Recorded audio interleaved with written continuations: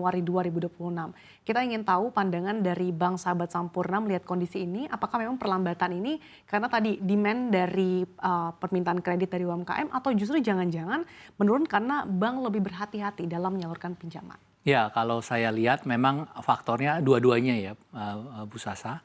Ya, dari pertama memang seperti ya, dari OJK menyebutkan juga impact dari ekonomi nasional dan juga global ya. Apalagi ditambah sekarang kejadian perang, itu memang kita sudah merasakan dari tahun sebelumnya ya, lebih melambat. Dan itu juga dikarenakan juga bisa salah satu faktor yang kita lihatin, mungkin kita menganggap COVID sudah selesai. Tetapi setelah COVID selesai, sebetulnya untuk masalah UMKM itu belum selesai. Kenapa begitu? Karena waktu COVID selesai, kebanyakan perusahaan-perusahaan besar mungkin masih ada modal ya untuk bisa mereka balik ke bisnisnya.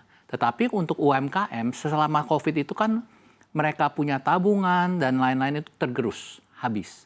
Nah setelah COVID selesai, sebetulnya sekarang pertanyaannya, mereka untuk memulai usaha lagi, mereka perlu modal.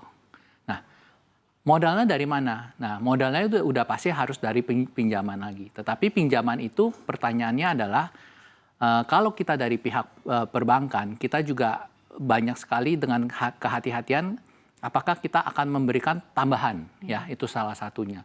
Tetapi kalau tidak, mereka pun juga tidak bisa balik lagi ke bisnis. Nah, itu memang keputusan yang sulit, yang tidak mudah. Sehingga makanya setelah COVID selesai, kita bisa lihat NPL UMKM pun juga merangkak naik. Ya. Kalau kita lihatin dari data dari tahun lalu ke sekarang pun secara nasional UMKM NPL juga naik.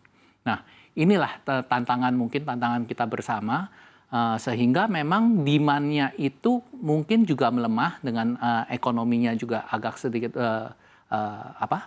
pelan ya. Tetapi supply pun, especially perbankan, kita juga berhati-hati untuk memberikan. Soalnya kenapa? Dengan NPL UMKM naik, pertanyaannya, apakah kita akan memberikan tambahan? Ya, dan itu resiko untuk perbankan pasti juga akan jauh lebih tinggi sehingganya. Nah, memang ini demand dan supply itu ya dua faktor ini yang membuat situasi UMKM ini tidak begitu menyenangkan lah. Oke, artinya dari recovery pasca pandemi ini juga melambat ya Pak di UMKM, dan karena tadi kombinasi demand dan supply. Tapi artinya ini juga dirasakan oleh Bank Sahabat Sampurna ya Pak? Oh iya, kita harus akui kita juga dirasakan sangat ya, apalagi portfolio Bank Sahabat Sampurna bisa dibilang 50% itu UMKM. Memang misi visi Bank Sampurna itu di UMKM.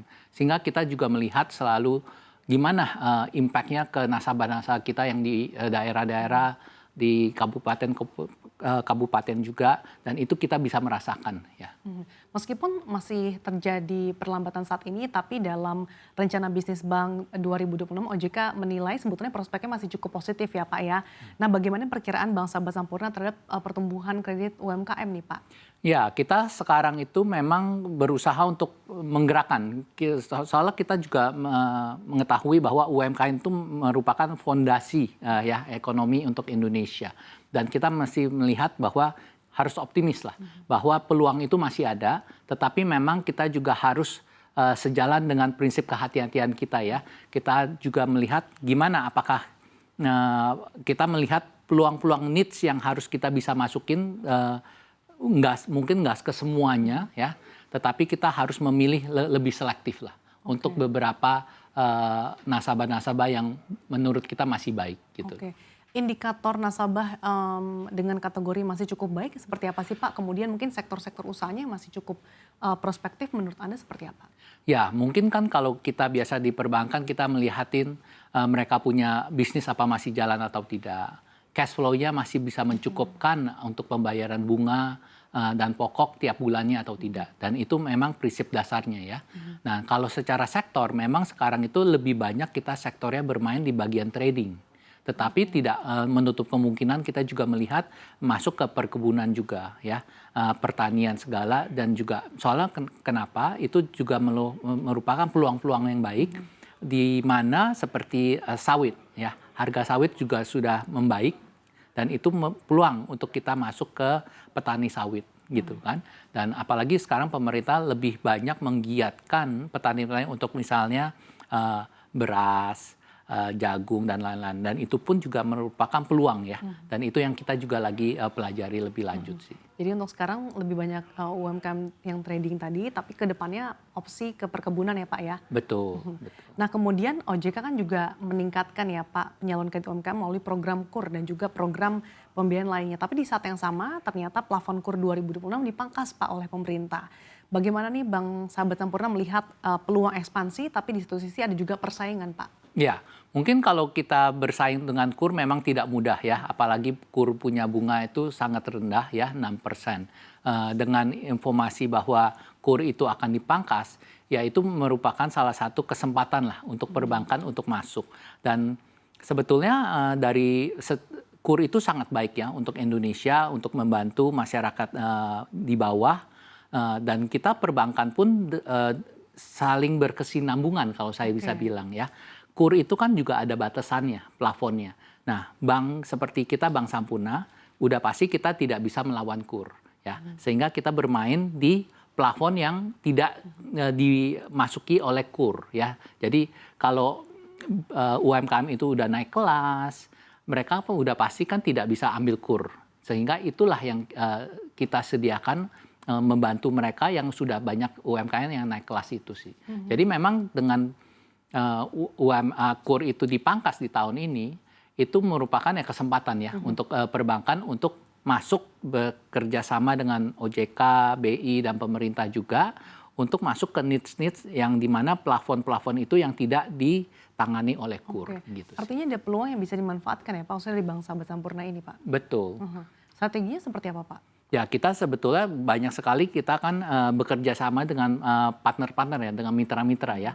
Soalnya kalau kita turun sendiri ke lapangan udah nggak mungkin lah. Sehingga kita banyak sekali bekerja dengan mitra-mitra kita koperasi, kita juga financial keuangan yang lain, kita juga bekerja sama dengan Pindad dan banyak lagi gitu. Oke. Berbicara soal Pindad ini kan juga menghadirkan dinamika baru ya Pak di industri keuangan. Tapi di tengah tren perlambatan tadi kredit UMKM, apakah dengan kehadiran Pindad ini juga menjadi perebutan kue Pak di industri ini Pak? Ya mungkin kalau saya melihatnya bukan rebutan ya. Ini kita berkolaborasi kalau saya bisa bilang ya. Pindad itu mempunyai keunikan sendiri di mana mereka pinjamannya itu cepat ya melewati digital, tetapi juga kan mereka itu bunganya lebih tinggi dan plafonnya udah pasti agak lebih limited ya. Sehingga memang untuk di awal banyak sekali orang maunya cepat ya sehingga mereka bisa melewati Pindad. Tetapi kalau UMKM itu sudah naik kelas juga sama seperti tadi KUR naik kelas, udah pasti mereka akan pindah ke bank. Ya, sehingga memang itu saya bisa bilang bank Pindad bersama dengan bank itu saling melengkapi, gitu ya. Mengisi